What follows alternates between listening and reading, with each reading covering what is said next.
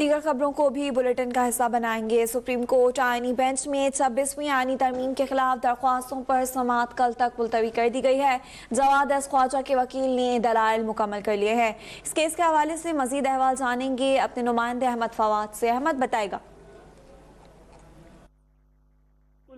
आज वकील ख्वाजा अहमद हुसैन जो हैं उनकी जानिब से जो दलाइल हैं वो आईनी बेंच के सामने दिए गए और उन्होंने अपने दलाइल में मौक़िफ़ इख्तियार करते हुए ये कहा कि इस केस को दूसरे आज़ाद बेंच की जानिब से सुना जाना चाहिए और फुल कोर्ट की जो इस्तदा है वो भी उनकी जानिब से की गई।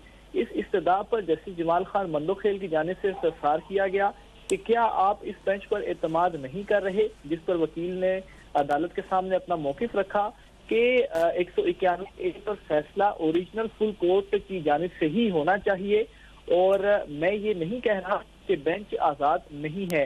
जिस पर जस्टिस जमाल खान मंदोखेल ने ये रिमार्क्स किए कि आपने यही कहा है कि केस दूसरे आज़ाद बेंच के सामने जाना चाहिए, क्या हम जजेस भी इस आज़ाद बेंच का हिस्सा होंगे?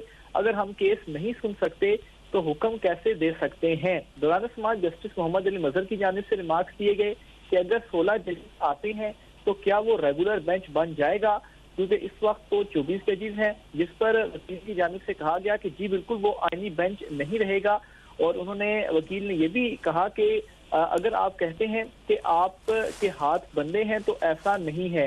ऐसा कहीं नहीं लिखा कि एक आईनी बेंच फुल कोर्ट को मामला रेफर नहीं कर सकता। जिस पर जस्टिस जमाल खान मंदोखेल की जानिब से सवाल पूछा गया कि क्या ये क्या हम इस केस को किसी रेगुलर बेंच को नहीं भिजवा सकते लेकिन फुल कोर्ट को ही भिजवा सकते हैं?